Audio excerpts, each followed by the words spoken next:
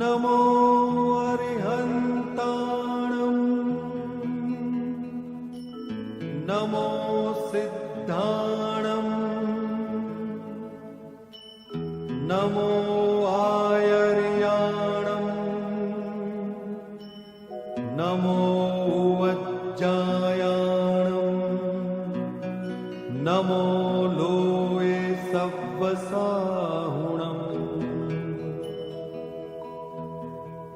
एसो पंच नमुक्कारो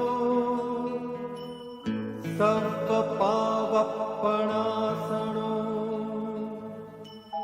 मंगलाणं च सव्वेसिं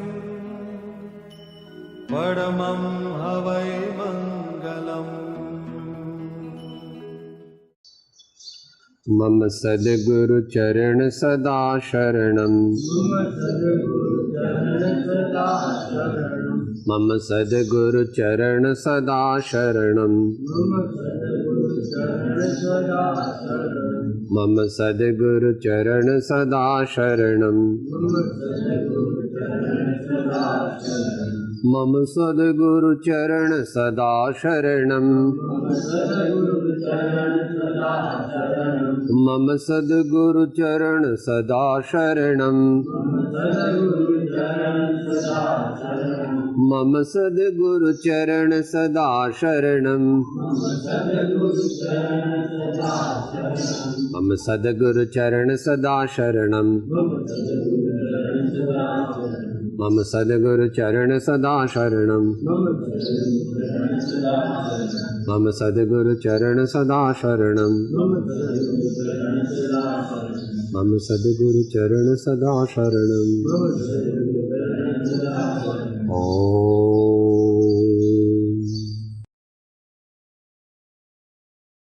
હવે જે આપણે વિચારવાના છીએ આવતા 3-4-5 દિવસમાં એ ગાથાઓ પૂરી થઈ જશે। એ ગાથાઓમાં જે ભાવ કહ્યા છે આચાર્ય ભગવાને, એ ભાવ અત્યારે તો આપણે ભાવના રૂપે ભાવી શકીએ છીએ।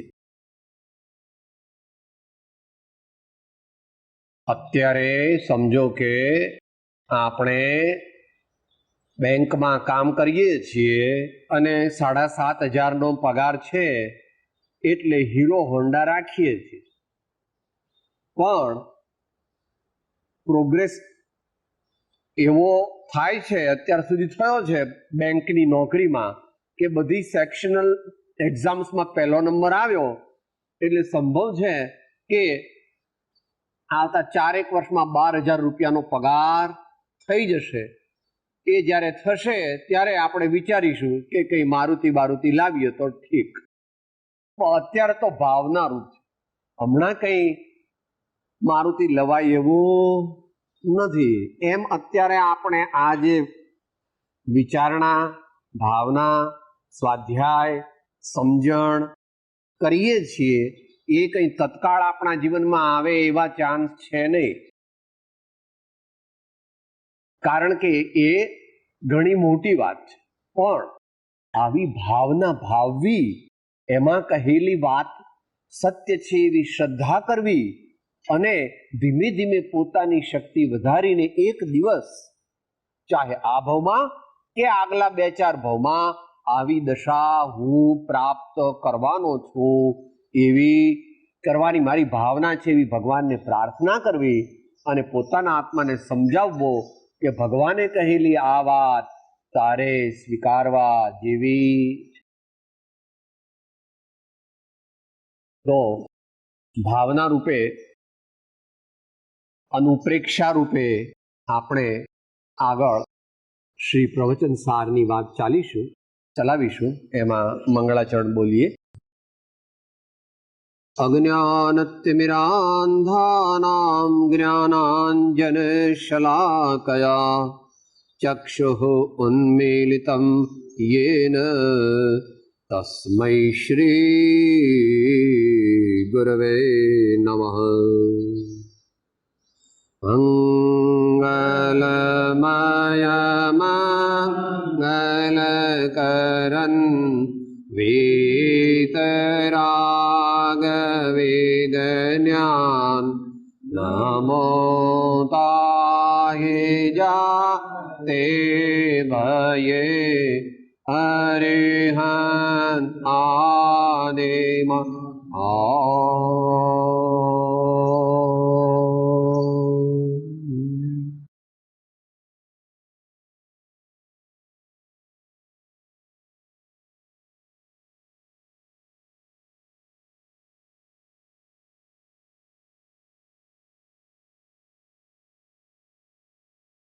स्वाध्यायમાં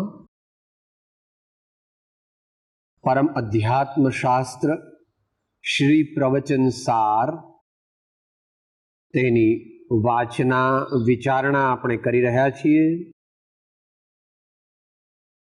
તેમાં બીજો અધ્યાય અથવા બીજું પ્રજ્ઞાપન તેની 193મી ગાથા આપણે ચાલુ કરી હતી, પ્રારંભ કર્યો હતો. અનુસંધાન માટે ફરીથી બોલી જઈએ. શ્રી પ્રવચન સાર ગાથા સંખ્યા 193, ગુજરાતી પદ્ય અનુવાદ. એવું કરીએ, એક લીટી બોલું એ ઝીલીએ, પછી બીજી લીટી બોલીએ, ઝીલીએ એટલે ભાવ થોડો વધારે આવે.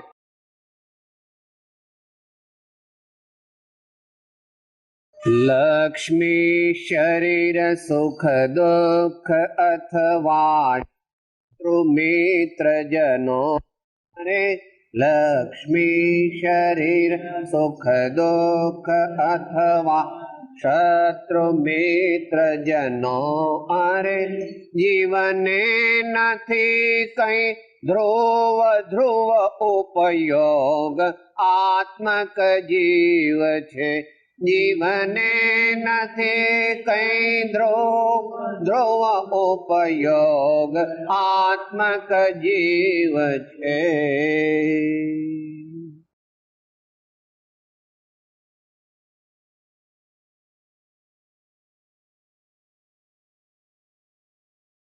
ગદ્ય શબ્દાર્થ.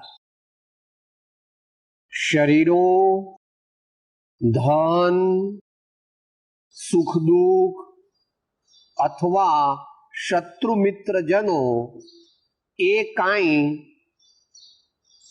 જીવને ધ્રુવ નથી. ધ્રુવ તો ઉપયોગાત્મક આત્મા છે.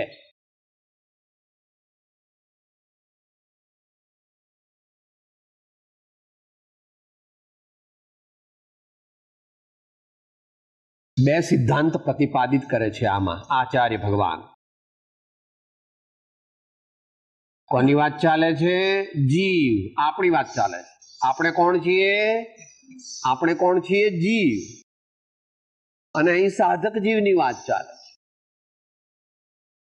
જીવ તો ઘણા છે. અહીંયા આચાર્યનું પ્રવચન સાંભળવા કોણ આવેલા છે? મોટા ભાગે તો મોટા મોટા મુનિજનો આવ્યા છે અને મોટા જ્ઞાનીજનો આવ્યા છે. પણ થોડાક પાછળ ઉત્તમ મુમુક્ષુઓ પણ બેઠા છે અને થોડી જનતા બેઠી છે. એ જનતા તો અમસ્તી આવી છે કુતૂહલથી કે આપણા ગુરુ મહારાજ આવ્યા છે એટલે જરા વંદન કરી આવીએ. એને કઈ અંદરમાં મારે કલ્યાણ કરવું છે આત્માનું એવી ભાવના જનતાને હોતી નથી. જેને આત્માનું કલ્યાણ કરવું છે એવો અંદરમાં ભાવ પાકો થાય એનું નામ આત્માર્થી કહેવામાં આવે. આપણે આપણી જાતને તપાસી લઈએ તો બે વાત કહે છે. એક વાત શું કહે છે? ડિટેલ પછી. શરીર, ધન, સુખ દુઃખ અને શત્રુ મિત્ર આ બધું આત્માને માટે કાયમી નથી. આ બધું ભાડાનું છે. ભાડાના ઘરમાં જેમ દુનિયામાં ડાયો માણસ ઇન્વેસ્ટમેન્ટ કરતો નથી જ્યાં સુધી ભાડાનું હોય ત્યાં સુધી, એવી રીતે આ બધી વસ્તુઓમાં પોતાના શ્રદ્ધાને અને પોતાના ઉપયોગને એમાં બહુ રમાવવો નહીં, કારણ કે આ તો શું છે, દો દિન કી ચાંદની ઓર ફિર અંધેરી રાત. આ બધી વસ્તુઓ કેવી છે? દો દિન કી ચાંદની ઓર ફિર અંધેરી રાત. એટલે ખપ પૂરતું આપણે એનો ઉપયોગ કરી. અને છેલ્લું ચરણ છે ધ્રુવ ઉપયોગ આત્મક જીવ છે. હવે જરા આ વિચારવાનું છે.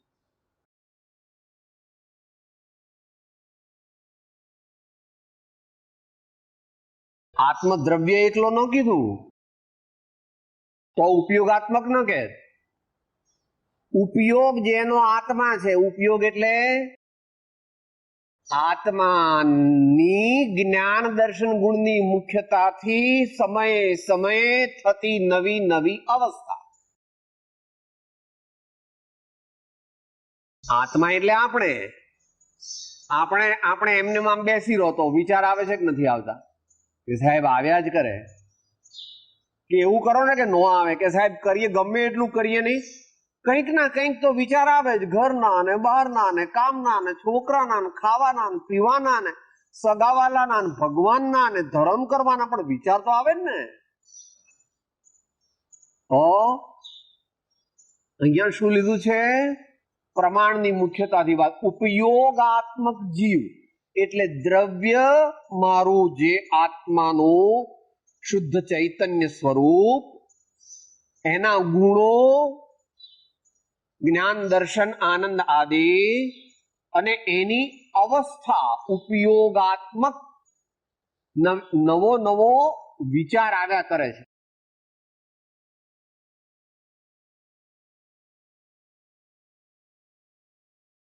આપણે આત્મા છીએ એટલે આપણે આત્મા હોવાથી આપણે એમને એમ કઈ વિચાર ન આવે, કઈ શ્રદ્ધા ન કરીએ, કઈ સુખ દુઃખ નો અનુભવ ન કરીએ, કઈ ન કરીએ, એવું બને નહીં. તો કે સાહેબ મુનિરાજને તો બને એવું. ના, મુનિરાજને એવું નથી બનતું. તો કે મુનિરાજને શું થાય? મુનિરાજને જ્યારે કંઈ પણ ધર્મના પણ વિચાર ન કરતા હોય ત્યારે અત્યંત આનંદનો અનુભવ હોય છે. યાદ રાખવું કે સાહેબ મુનિરાજ તો નિર્વિકલ્પ, એમને તો કઈ વિચાર નહીં. વિચાર નહીં એટલે શું? હું આત્મા આવો છું, મેં આવી દીક્ષા લીધી છે, મારા આવા ગુરુ છે, મારે આવા વ્રત, એવા બધા વિકલ્પ નથી. પણ તે વખતે શું છે એમને?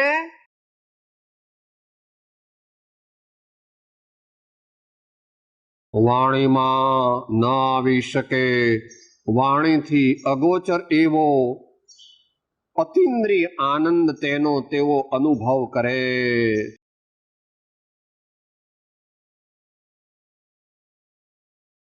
તો આ બે વાતને ખ્યાલમાં રાખીને આપણે ટીકા દ્વારા આ ગાથા સમજવાનો પ્રયત્ન કરીએ. આપણે જે બોલ્યા તે તો મૂળ ગાથા છે આચાર્ય ભગવાનની. આપણી શક્તિ, બુદ્ધિ, બળ, આયુષ્ય ઓછા છે એટલે એ ગાથાનો અર્થ શ્રીમાન ટીકાકાર આચાર્ય મહારાજ આપણને સમજાવે. વાંચીએ ગુજરાતી. આત્માને જે પરદ્રવ્યથી અભિન્ન હોવાને લીધે અને પરદ્રવ્ય વડે ઉપરક્ત થતા સ્વધર્મથી ભિન્ન હોવાને લીધે અશુદ્ધપણાનું કારણ છે એવું આત્મા સિવાયનું બીજું કંઈ પણ ધ્રુવ નથી. કારણ કે તે અસત અને હેતુવાળું હોવાને લીધે આદિઅંત વાળું અને પરતઃ સિદ્ધ છે. ધ્રુવ તો ઉપયોગાત્મક શુદ્ધ આત્મા જ છે. આચાર્ય મહારાજ મોટા માણસ છે. ભલે અત્યારે આપણને એમની ઓળખાણ નથી, અત્યારે આપણે આચાર્યને ઓળખતા નથી. જગતના જીવો ભગવાનને પણ ખરેખર ઓળખતા નથી, આચાર્યને પણ ખરેખર ઓળખતા નથી, અને જ્ઞાનીને પણ ખરેખર ઓળખતા નથી. જો ભગવાનની ઓળખાણ થાય જો આચાર્ય દેવની ખરેખર ઓળખાણ થાય અને જો જ્ઞાનીની ખરેખર ઓળખાણ થાય તો થોડા વખતમાં પોતે જ જ્ઞાની થઈ જાય. એવું પ્રોમિસ ગઈકાલે લીધું હતું ને પંડિતજીએ 80મી ગાથાના માધ્યમથી. જો કોઈ મનુષ્ય ભગવાનને દ્રવ્યથી, ગુણથી અને પર્યાયથી જાણે તો તેનો મોહ નાશ પામે છે અને તેને જળહળ જ્યોતિ સ્વરૂપ એવું શુદ્ધ આત્મજ્ઞાન પ્રાપ્ત થઈ જાય. એટલે એમની ભાષા છે જરા અઘરી છે, પણ વાંધો નહીં, આપણે સમજવું ધીમે ધીમે. આત્માને એટલે આપણને બધાને જે પરદ્રવ્યથી અભિન્ન હોવાને લીધે અને પરદ્રવ્ય વડે ઉપરોક્ત થતા સ્વધર્મથી ભિન્ન હોવાને લીધે અશુદ્ધપણાનું કારણ છે એવું આત્મા સિવાયનું બીજું કંઈ પણ ધ્રુવ નથી.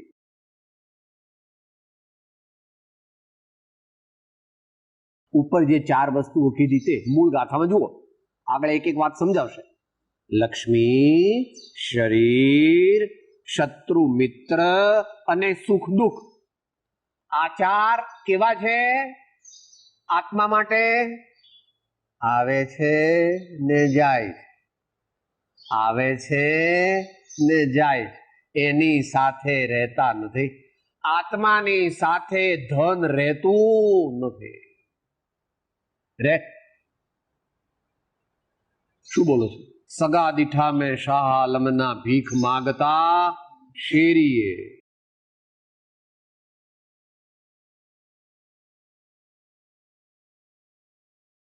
અહીંયા તો તત્વ દ્રષ્ટિથી સમજાવે છે. આત્મા એ જુદી વસ્તુ છે ને ધન એ જુદી વસ્તુ છે. બે દ્રવ્ય કોઈ સંજોગોમાં એક થઈ જાય નહીં.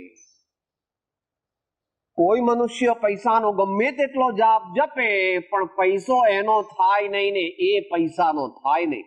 પણ મમતા આસક્તિથી એ મમતા રૂપી વિકારનો અનુભવ કરે. મમતા એ વિકાર છે કે નહીં ભાઈ? મમતા એટલે મમત્વ, મમત્વ એટલે રાગ, રાગ એટલે આગ. એમ કીધું તું ને, રાગ એટલે આગ. સમજવું, ડરવું નહીં. સાહેબ મારો છોકરો મને બહુ ગમે, તો છોકરો ગમાડવાનો નહીં, છોકરો છે બસ. છોકરાની સેવા કરવી પડે, એને જમાડવો પડે, નવડાવવો પડે, એની સેવા કરવી પડે જ્યાં સુધી આપણે સંબંધ છે ત્યાં સુધી. પણ મારો છે છોકરો એટલે છોકરો તો દૂર રાખ્યો. આ તો મોટા માણસોને ઉપદેશ આપે. શરીર,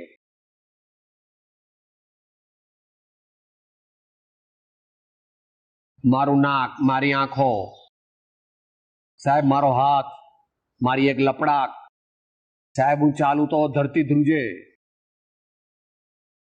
એ બધું મારું નથી. એ બધું પૂર્વ પુણ્યના ઉદયના નિમિત્તથી મારા સંબંધમાં છે, મારી નજીક છે, પણ મારું નથી. વાત તો એની જ આવવાની. અધ્યાત્મમાં તો દરરોજ એક જ વાત આવે. આપણી પાસે હોય એને આપણું માનીએ તો મુશ્કેલી થઈ જાય. ખાસ કરીને તમારી દીકરીનું લગ્ન હોય અને તમે પેલા ઘરેણાને ઝવેરાત લેવા જાઓ તો પેલો તમારો ઓળખીતો ઝવેરી હોય બધું આમ તમારી પાસે મૂકે અને તમારી તદ્દન નજીક મૂકે એટલે તમે કહો આ મારું છે, મારી નજીક છે, એટલે હે ચોર છે. આપણી નજીક હોય એટલે આપણું થઈ જાય. જોજો પેલો ઝવેરી કે સોની હોય તે પોલીસને બોલાવે, સાહેબ આ માણસ એમ કે છે કે આ બધું મારું છે. આપણી નજીક હોય એટલે આપણું ન ગણાય. આપણી જાતનું હોય, આપણી સાથે કાયમ રહે તેવું હોય તે ખરેખર આપણું છે. એવી દ્રષ્ટિ કેળવવી, એવી દ્રષ્ટિ કેળવવી. એનું નામ નિશ્ચય નયની દ્રષ્ટિ. એ નિશ્ચય નય દ્વારા પ્રરૂપિત છે, પણ એ દ્રષ્ટિ કઈ? મોક્ષ સાધક દ્રષ્ટિ. મોક્ષ તરત મોક્ષ જલ્દીથી લઈ જાય.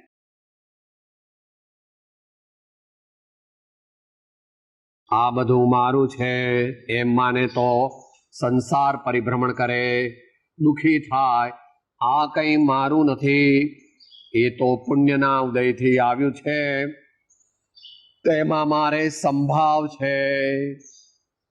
એમ જો અંતરમાં વિચાર કરે, વિચાર માત્ર નહીં, અંદરમાં શ્રદ્ધા કરે, અને શ્રદ્ધા માત્ર નહીં પ્રયોગ પણ કરે. પ્રયોગ કેવી રીતે કરવાનો? દીકરાથી, બંગલાથી, પૈસાથી, મોટરથી, ટેલિફોન, રેફ્રિજરેટરથી થોડા દિવસ દૂર રહેવું, એનું નામ પ્રયોગ. મન તો મારા જ બેડરૂમમાં ઊંઘ આવે તો કે ન હાલે, આગળની સાધના ન થઈ શકે.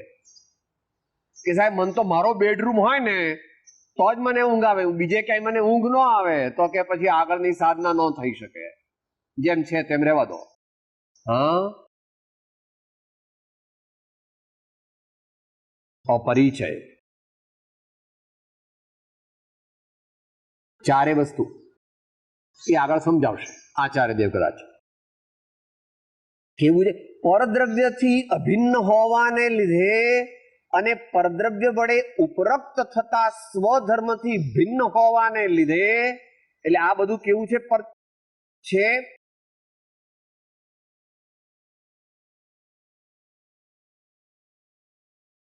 પેલા ચારની વાત કરે છે. કયા કયા? સુખ દુઃખ, શત્રુ મિત્ર, ધન અને શરીર. એ બધું શું છે? આત્માને માટે પરદ્રવ્ય છે.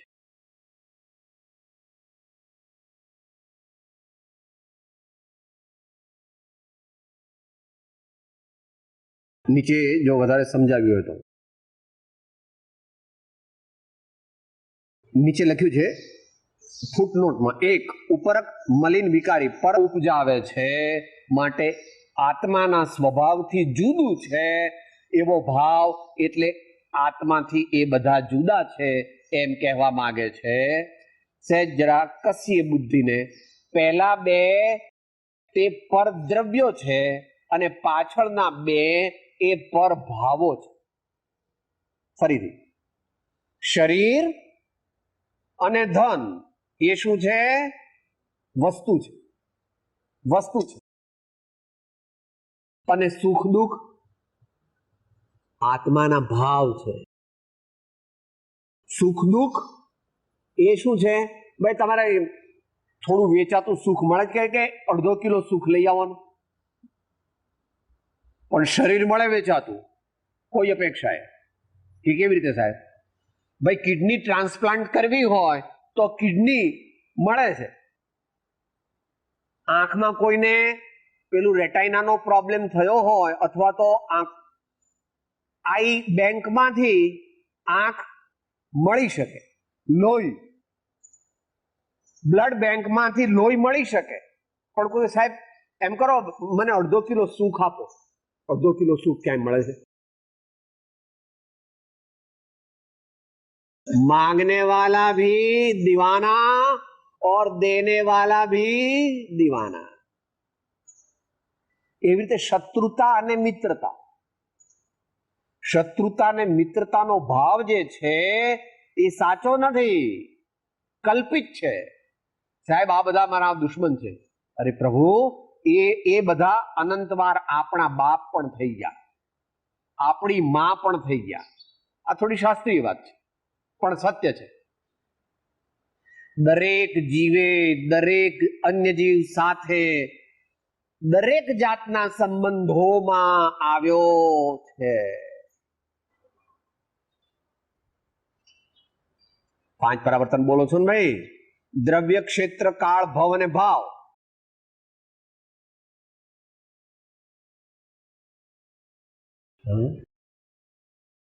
જેને આપણે શત્રુ માનીએ છીએ એ આપણો મિત્ર હતો પહેલા, અને જેને અત્યારે મિત્ર માનીએ છીએ પહેલા શત્રુ હતો, માટે એવો ભાવ કરવો. તો ચારે ચારને ભગવાન કહે છે કે આ બધા તારા માટે અનિત્ય છે. આવા ભાવ, આ શરીર મારું, આ પૈસા મારા, આ મારા શત્રુ મિત્રો છે અને આ મને સુખ દુઃખ આપે છે. આમ તત્વદ્રષ્ટિથી તો સહેલું છે, સમજવામાં કઈ બહુ તકલીફ નથી, પણ ભગવાનની વાત સાચી છે, માનવામાં તકલીફ છે. કાલ પદ બોલ્યા હતા ને ભાઈ, સુખ દુઃખ મન માન આણીએ ઘટ સાથે રે ઘડિયા, ટાળ્યા તે કોઈ ના નવ ટળે રઘુનાથ ના જડિયા. સુખ દુઃખ મનમાં ન આણીએ, સુખ દુઃખ મનમાં આણીએ. સુખ દુઃખ તો આવવાના જ. કે સાહેબ મોટા માણસો ને આવે કે મોટા માણસો ને આવે, ભગવાન રામ લો તો દુનિયાની દ્રષ્ટિએ દુઃખ આવ્યું. પોતે દુઃખી પોતાને માનતા નથી, પણ દુનિયાની દ્રષ્ટિએ બધા લોકોને એમ લાગે સાહેબ બિચારા રામને કેવું થયું, જુઓ ને અરર અરર. સીતા માતાને કેટલું બધું દુઃખ, પાંડવોને કેવું દુઃખ. કદાચ તમે આ બધું ન માનો તો કઈ વાંધો નહીં. રાણા પ્રતાપે દેશ માટે આટલું બધું કર્યું તો પણ એને તો દુઃખમાં દુઃખમાં. ગુરુ ગોવિંદસિંહે આટલું બધું દેશ માટે કર્યું તો પણ એને છુપાઈને રહેવાનું, નહીં તો પેલા મોગલ સૈન્ય આવીને એને મારી નાખે. ગાંધીજીએ દેશને આઝાદ કર્યો પણ દેશવાસીએ જ એને મારી નાખ્યો. ને લાલ બહાદુર શાસ્ત્રી આટલું બધું કર્યું પણ તોય કયા સંજોગોમાં એમનો દેહ છૂટી ગયો તે કોઈના જ્ઞાનનો વિષય, એટલે આપણા જ્ઞાનનો વિષય નથી. કાલ બોલ્યા હતા આલોચનામાં, સાથે બોલો. જ્ઞાની કે અજ્ઞાની જન સુખ દુઃખ રહિત ન કોઈ, જ્ઞાની વેદે ધૈર્યથી અજ્ઞાની વેદે રો.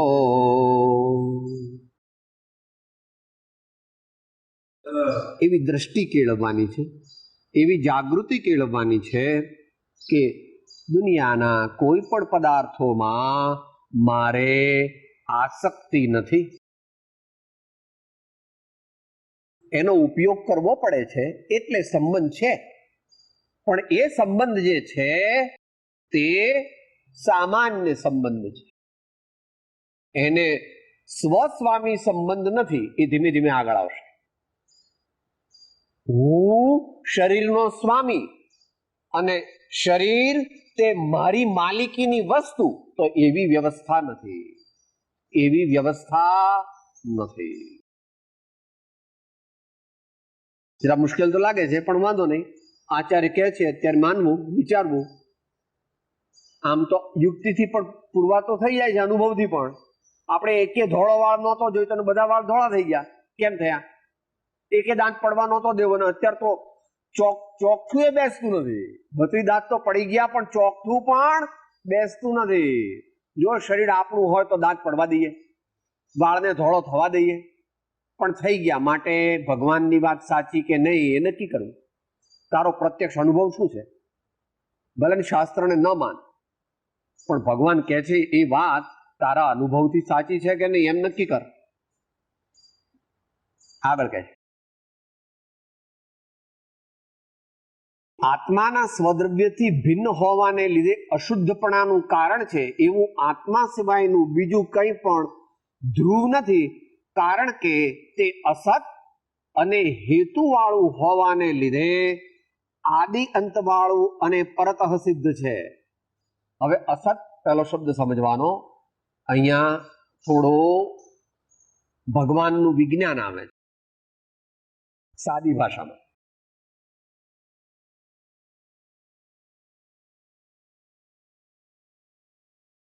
આ લાલ ચોપડી છે અને આ વાદળી ચોપડી છે, બંને શાસ્ત્ર છે. આ લાલ ચોપડી છે અને આ વાદળી ચોપડી છે, બંને જુદા છે. આની અપેક્ષાએ આ ચોપડી લાલ છે પણ આ ચોપડી ને આ ચોપડી બે એક થઈ જતા નથી. આ તો દ્રષ્ટાંત સમજવામાં. અર્થાત આ ચોપડીનું અસ્તિત્વ અલગ છે, એના પરમાણુ અલગ છે, એનો રંગ આદિ અલગ છે. આ ચોપડીના પરમાણુ અલગ છે, એનો રંગ આદિ અલગ છે, એનું બાઇન્ડિંગ આદિ અલગ છે. આ તો દ્રષ્ટાંત સમજવામાં. આના પરથી ભગવાન આપણને એક સિદ્ધાંત બતાવે છે. દરેક વસ્તુ સ્વદ્રવ્ય ક્ષેત્ર કાળ ભાવથી અસ્થિ સ્વરૂપ છે અને પરદ્રવ્ય ક્ષેત્ર કાળ ભાવથી નાસ્તિ સ્વરૂપ છે. પોતાથી પોતે છે અને બીજાથી પોતે જુદો છે અથવા બીજાથી પોતે નથી.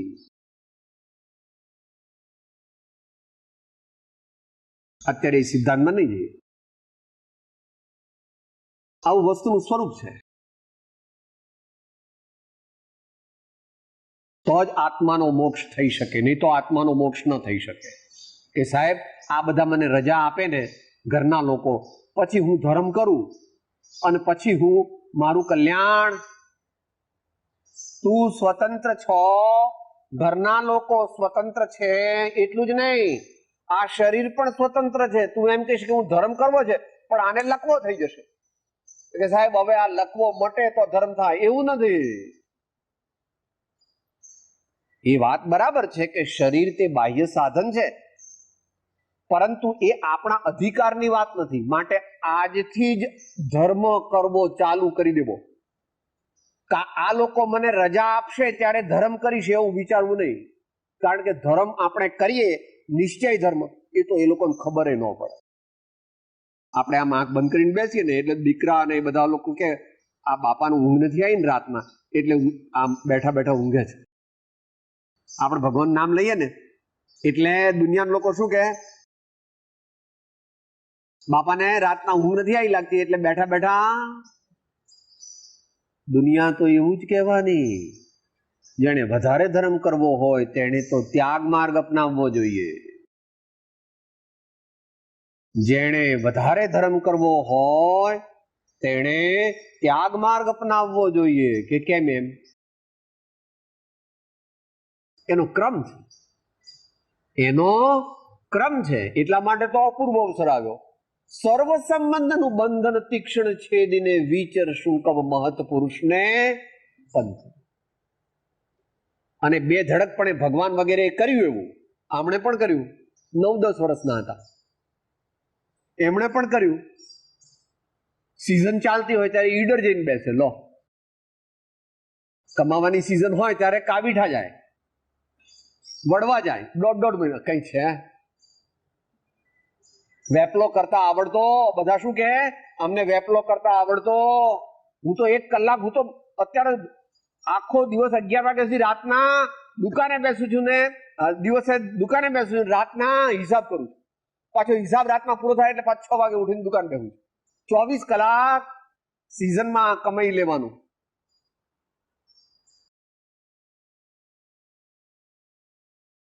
એને માટે થોડાક નિષ્ઠુર પણ થવું પડે. કુળને ત્યજીએ, કુટુંબને ત્યજીએ, ત્યજીએ માને બાપ રે. સુત દારા વનિતાને તજીએ, કંચુકી તજે જેમ સાપ રે.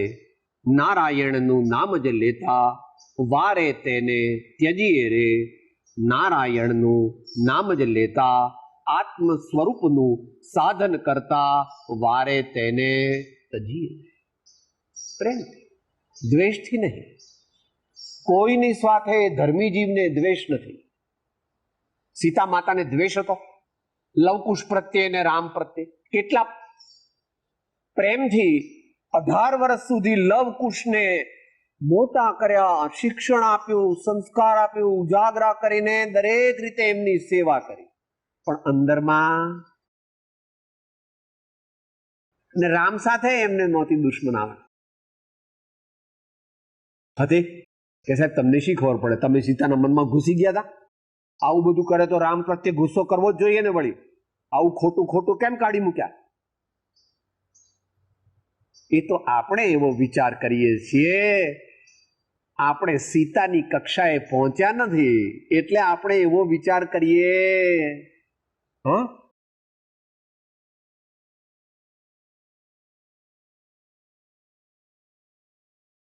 પોતાને વ્યવહાર અન્યાયથી કાઢી મૂકનાર પતિનું પણ હિત ઈચ્છે છે અને એમ સંદેશો મોકલે છે કે જાઓ આર્યપુત્રને કહેજો કે ભલે સીતાને છોડી દીધી સંકટના સમયને લીધે, પણ સંકટનો સમય આવે તો પણ તમે ધર્મ છોડતા નહીં.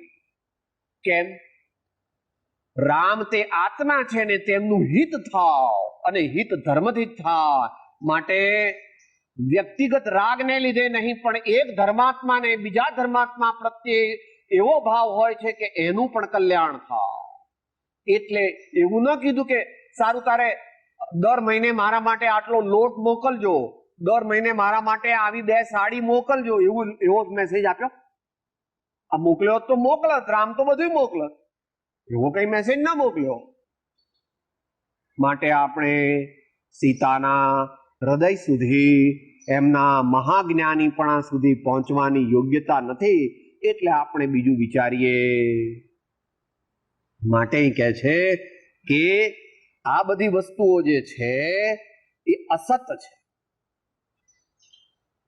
આ ચોપડીની અપેક્ષાએ આ ચોપડી નથી અને આ ચોપડીની અપેક્ષાએ આ ચોપડી નથી, એમ ભગવાનનો એક સિદ્ધાંત છે. અત્યારે એ સમજાવી ન શકાય. સ્વદ્રવ્ય ક્ષેત્ર કાળ ભાવથી અસ્થિ સ્વરૂપ અને પરદ્રવ્ય ક્ષેત્ર કાળ ભાવથી નાસ્તિ સ્વરૂપ. આમ સ્યાદવાદનો સિદ્ધાંત સર્વ આર્ય દર્શનોએ માન્ય કર્યો છે, પરંતુ અન્ય દર્શનકારોએ એને એકાંતે ખતવી દીધો. એટલે શું કીધું? બ્રહ્મ સત્યમ જગન મિથ્યા જીવો બ્રહ્મૈવ નાપરઃ. એક બ્રહ્મ જ સત્ય છે અને બીજું બધું મિથ્યા છે, એમ કહી દીધું. ભગવાને એ કીધું, પણ ભગવાને કીધું આની અપેક્ષાએ આ અસત છે, આની અપેક્ષાએ આ અસત છે. એટલે અહીંયા લગાડવાનું છે આપણે આપણા જીવનમાં. પહેલો અસત શબ્દ સમજ્યા અને હેતુ વાળું હોવાને લીધે. ધન, શરીર વગેરે મળ્યા છે. કેમ મળ્યા છે? પૂર્વે બાંધેલા આયુષ્ય કર્મ અને નામ કર્મના ઉદયને લીધે મળ્યા છે. એ કઈ કાયમ આત્મા સાથે રહેતા નથી. માટે ભાઈ બહુ અંગ્રેજી ના આવડતું હોય ને એ લોકો શું બોલે? ટેમ્પરવારી.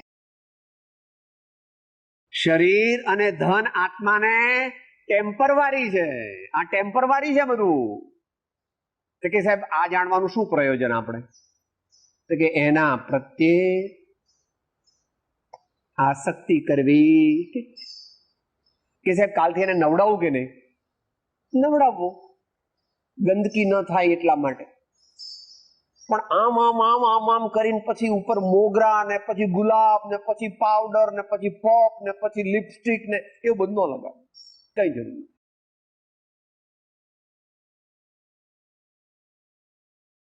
સાહેબ તમે કહો છો ને ધન, તો હવે હું કાલથી નોકરીએ નહીં જઉં, કાલથી હવે દુકાને નહીં જઉં. તમે ના કહો છો ને ભાઈ, એવી તારી દશા હોય તો તું મહાપુરુષ છો, અમે તને વંદન કરીએ છીએ. ગૃહસ્થ મનુષ્ય હોય તેણે આજીવિકા માટે પોતાની આજીવિકા અને આશ્રિત સંબંધીઓ સ્વજનોની આજીવિકા માટે કઈ ને કઈ ઉદ્યમ કરવો, એવું ભગવાને કહ્યું. માટે દુકાને જવું પડે અથવા નોકરી કરવી પડે, ખેતી કરવી પડે, ડાક્ટરી, વકીલાત કે ચાર્ટર્ડ એકાઉન્ટન્ટ પણ કરવું પડે, પણ એ જીવનનું ધ્યેય નથી. એ તો જીવન નિભાવવાનું સાધન છે અને એમાં તન્મય થઈને ન કરવું.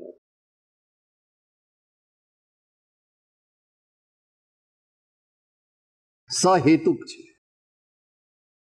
અત્યારે ધન આવ્યું છે એ કાયમ આપણી સાથે રહેવાનું. આપણે જતા રહીશું ને કાં તો એ જતું રહેશે, બેમાંથી એક. કે આપણે કાયમ સાથે રહેવાનું ધન ન રહે, શરીર ન રહે તો પછી ધનની ક્યાં વાત? બે કીધું. આ બધી વસ્તુઓ અસત છે અને હેતુવાળી છે, એટલે કે બીજા કારણને લીધે તારા સંજોગમાં આવી છે. આ આત્મા જન્મ્યો, માતાના ઉદરમાં આવ્યો, એ પહેલા આ શરીર આની સાથે હતું નહોતું, બીજું કોક શરીર હતું. આ આત્મા માતાના ઉદરમાં આવ્યો, એ પહેલા આ શરીર એની સાથે હતું નહોતું, બીજું હતું. એમ આ જતું રહેશે, પછી બીજું મળશે, કારણ કે મોક્ષની દશા તો પ્રગટ ન કરી, એટલે શરીર તો મળવાના જ. માટે કે છે અસત અને હેતુ વાળું હોવાને લીધે આદિ અંત વાળું અને પરતઃ સિદ્ધ છે.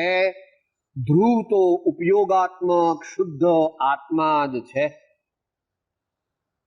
એની એનાલોજીથી બીજા બે શબ્દો વાપર્યા. અસત હોવાને લીધે આદિ અંત વાળું અને હેતુ વાળું હોવાને લીધે પરતઃ સિદ્ધ, એમ બે શબ્દો વાપર્યા. એ આગળ વાપરેલા બે શબ્દોની એનાલોજી છે. ધ્રુવ તો ઉપયોગાત્મક શુદ્ધ આત્મા જ છે.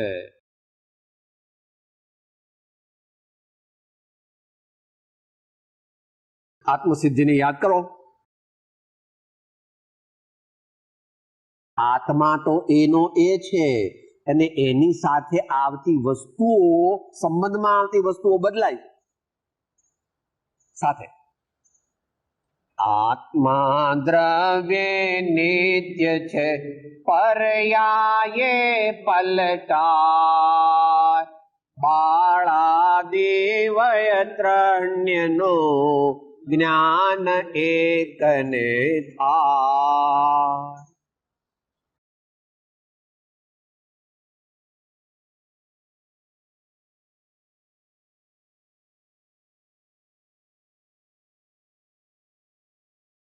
આમ હોવાથી હું અધ્રુવ એવા શરીરાદિકને તેઓ ઉપલબ્ધ થતા હોવા છતાં પણ ઉપલબ્ધ કરતો નથી. ધ્રુવ એવા શુદ્ધ આત્માને ઉપલબ્ધ કરું છું. ધ્યાનમાં શું કરવું એ બતાવે છે, પણ આચાર્ય મહારાજ મોટા પુરુષ છે. સાહેબ, કોનું ધ્યાન કરવાનું? બીજા બધાનું ધ્યાન તો સહાયક છે. મહાવીર ભગવાનનું ધ્યાન કરીએ, બીજા પરમાત્માનું ધ્યાન કરીએ, સંત પુરુષોનું ધ્યાન કરીએ, એ તો નિસરણી છે. પણ એ નિસરણી પણ કાયમ બેસી રહેવાનું નથી. નિસરણી છોડીને અંદરમાં જાય તો ભગવાનના દર્શન થાય. ઓકે, પહેલા માળે દર્શન છે એટલે આ તો પેલા દાદરા ઉપર જઈને ઉભો રહ્યો કે ભગવાન આવશે અહીંયા. ભગવાન આવે આપણી પાસે, આપણે દાદરો ચડવો જોઈએ, પછી દાદરો છોડવો જોઈએ, પછી આમ જઈને ભગવાન પાસે દર્શન કરવાના. ધ્યાનમાં પરમાત્માનું સ્મરણ જરૂરી છે આપણા જેવા માટે. આમ તો બધા માટે થોડું જરૂરી છે. સદગુરુનું સ્મરણ જરૂરી છે, પણ પછી આગળ ઉપર જરાક અઘરું આવ્યું. આગળ ઉપર આ શાસ્ત્રજી છે, એ શાસ્ત્રજીમાં તમને બે રંગ દેખાય છે, એક ધોળો રંગ અને એક બ્રાઉન રંગ. એમાં પેલી જે ટીલી ટીલી છે અત્યારે ભૂલી જાઓ કેમ કરે છે, એકલો ઓમ યાદ રાખો. ઓમ જે છે તે ધોળા રંગમાં છે, ટીલી ટીલીથી બનાવેલો છે, અને એક બ્રાઉન રંગ છે એ બધે વ્યાપેલો છે. તો ઓમ જે આવ્યો ને તે પરમાત્મા અને સદગુરુનું પ્રતિબિંબ, અને આ જે બ્રાઉન રંગ છે ને, આ ટીલી છે નહીં એમ સમજી લો, આ બ્રાઉન રંગ છે ને, એ બ્રાઉન રંગ તે આત્માનો ઉપયોગ, આત્મા પોતે. આત્મામાં ભગવાનનું પ્રતિબિંબ પડે છે, આત્મામાં ગુરુદેવનું પ્રતિબિંબ પડે છે. તો પહેલા આમને પકડ્યા, ઓમને પકડ્યો પહેલા ભગવાનને, પછી ધીમે ધીમે એમાંથી સરકી અને આને પકડવાનો.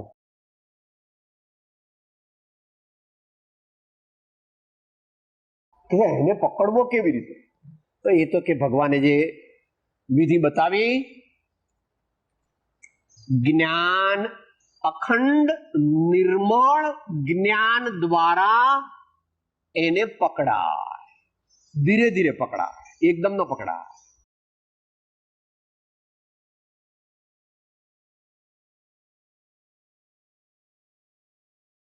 કેવી રીતે? દ્રષ્ટાંતથી સમજ. પારો હોય, પારો, કાચો પારો, એ અહીંયા ઢોળાઈ ગયો હોય ને આપણે એને પકડીએ તો સાહેબ હાથમાં ન આવે, તો આમ કરો ને તો આમ સરકી જાય. તો હવે શું કરશું? આપણે આ પારો છે એ ચારે બાજુથી પહેલા એને ઘેરી લેવાનો અને ધીમે ધીમે ધીમે ધીમે ધીમે ધીમે એને ભેગો કરવાનો અને ભેગો કરીને એને એની ભસ્મ બનાવવાની અને ભસ્મ બને પારાની પછી એ આપણા હાથમાં લઈ શકાય. આપણા હાથમાં શું? એને આપણે દવા તરીકે વાપરીએ તો પણ એ આપણને ઘણો આરોગ્યપ્રદ બને. પણ કાચો પારો ખાય અને વધારે ખાય તો ભગવાનને ઘેર જતો. પણ થોડો થોડો પારાની કે સોનાની ભસ્મ ખાય, ચરી પાળે તો આરોગ્ય વધે, તબિયત સારી થાય. સાહેબ એની એ વસ્તુ હતી ને. હા, એની એ વસ્તુ હતી. આમાંથી આમાં સરકવાનું છે.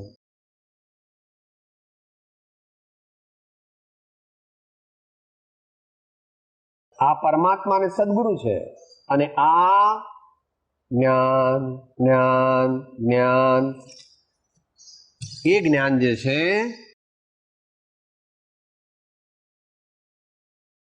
એને સબ્જેક્ટિવ જ્ઞાન તરીકે એનો પ્રયોગ કરવો. હું જ્ઞાન છું એમ નહીં. આ જ્ઞાન, આ જ્ઞાન. હું જ્ઞાન છું એમ કહેતા હું ને જ્ઞાન જુદા થઈ જાય છે. હું ને જ્ઞાન જુદા નથી. હું અને જ્ઞાન બે જુદા છે ના. નિર્વિકલ્પ સમાધિ જોઈતી હોય તો હું, જ્ઞાન અને પરમાત્મા સદગુરુ એ ત્રણેયને એક કરી દેવા પડશે. હું, જ્ઞાન, પરમાત્મા ને સદગુરુ. કે આમ કેમ કરો છો? આમ નહીં કરવાનું. આમ કરે તો વિકલ્પ થાય અને આમ કરે તો જાગૃતિ. યાદ ખ્યાલ આવે છે? This is in the same direction. આ જાગૃતિ છે અને આમ કરે તો વિકલ્પ થાય. કે સાહેબ આમ ન કરીએ તો ઊંઘ આવે.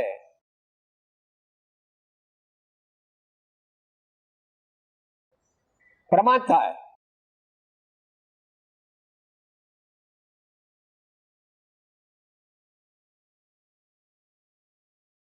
કોણ કે છે?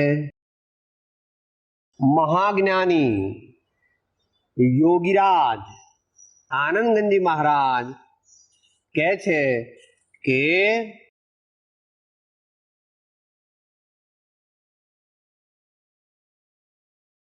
આમાંથી આમાં સરકી જાઓ, આમાંથી આમાં આવી જાઓ, આમાંથી આમાં આવી જાઓ અને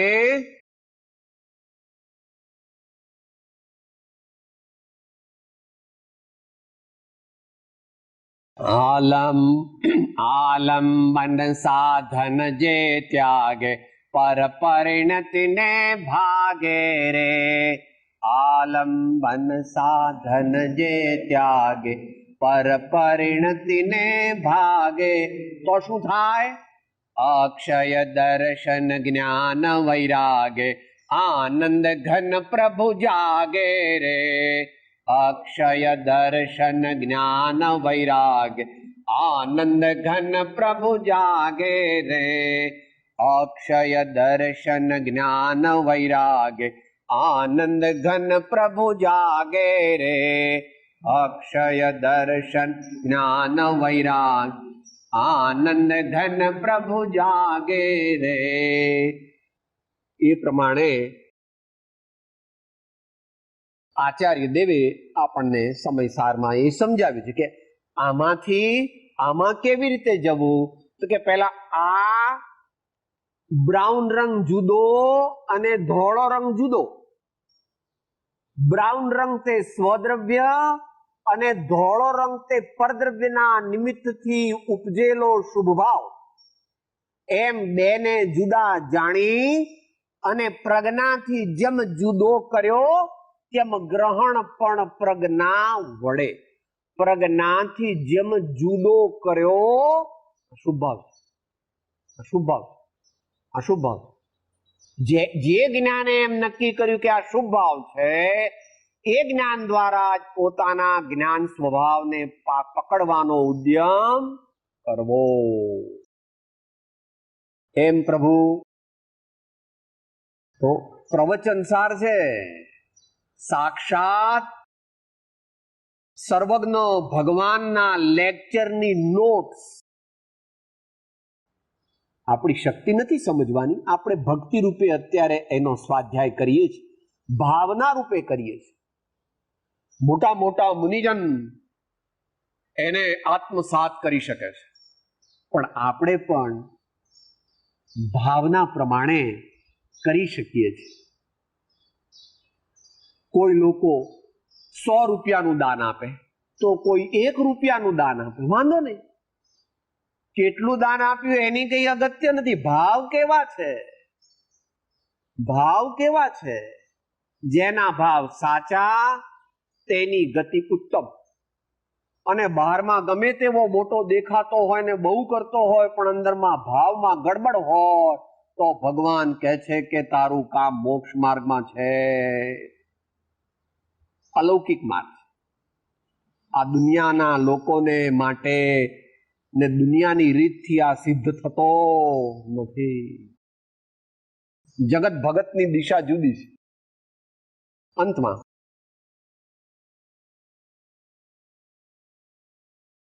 અધ્રુવ એવા શરીરાદિકને તેવો ઉપલબ્ધ થતા હોવા છતાં પણ ઉપલબ્ધ કરતો નથી.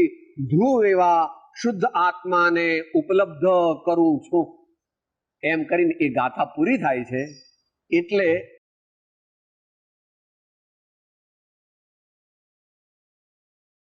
ટીકાકાર આચાર્ય મહારાજ વિલાસપુરના રાજા હતા.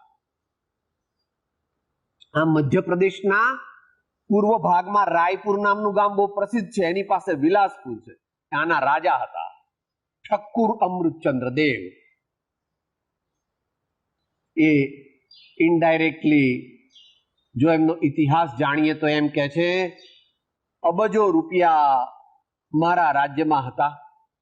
મારું શરીર એવું હતું કે મોટા મોટા રાજાઓ પણ એને જોઈને ધ્રુજી જતા. તલવારનો એક ઘા મારો તો હાથીની સૂંઢ જુદી થઈ જાય. પણ એવું શરીર, એવું ધન, એવું રાજ્ય અને એવા સ્વજન મિત્રો એ શાશ્વત નથી. એમ જાણીને હું ભગવાનના માર્ગે ચાલું છું અને એક આત્મા સિવાય કોઈને મારો માનતો નથી. ઉપલક્ષ્યથી આપણા માટે પરમાત્મા અને સદગુરુ જેમણે એવી ઉત્તમ પદવી પ્રાપ્ત કરી છે તે પણ અત્યારે આપણા છે, પૂરતા. પછી આગળ ઉપર આપણે કે સાહેબ હું તો એકલું આત્માનું ધ્યાન કરું. આપણે એકલા આત્માનું ધ્યાન કરવાની શક્તિ વાળા નથી, પરંતુ સમજવાનું અને શ્રદ્ધવાનું આ છે. અને છેવટે એમનું ધ્યાન પણ છોડી અને આત્માના ધ્યાનમાં લીન થવાનું. તો આ પ્રમાણે ધીમે ધીમે આપણે પ્રોગ્રેસ કરીએ, શ્રદ્ધા કરીએ, ભાવના કરીએ, પ્રાર્થના કરીએ. જે સત્ય સમજ્યા તેનો પ્રયોગ કરીએ તો થોડા વખતમાં આપણને પણ મહાન ધર્મદશા પ્રગટશે અને આપણા સર્વનું કલ્યાણ. અત્યારે ત્યાં વિશ્રાંતિ કરીએ. તો જેની દશા વર્તે દેહાતે તે જ્ઞાને ના ચરણમાં હો વંદન. ઉમાવીર સ્વામી ભગવાન કી, સબ સંતન કી. ઓમ શાંતિ શાંતિ શાંતિ. હું આત્મા છું, આપનો સેવક છું, સૌનો મિત્ર છું. હું આત્મા છું, આપનો સેવક છું, સૌનો મિત્ર છું. હું આત્મા છું, આપનો સેવક છું, સૌનો મિત્ર છું.